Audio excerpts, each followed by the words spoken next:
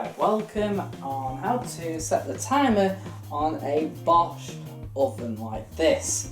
The time says on it is 6:24. It isn't, it's 12:14.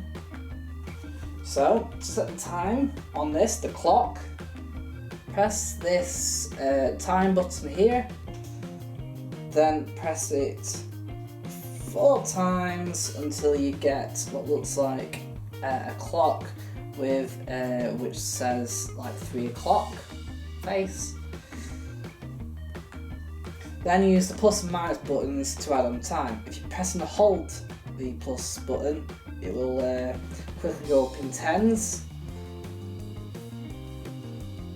It's touch sensitive as well, so if you only tap it, you'll get a minute.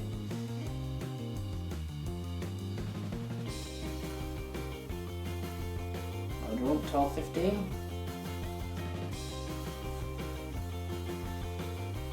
Then press the clock again, and then so that's set. When it goes off, when it turns, there we go.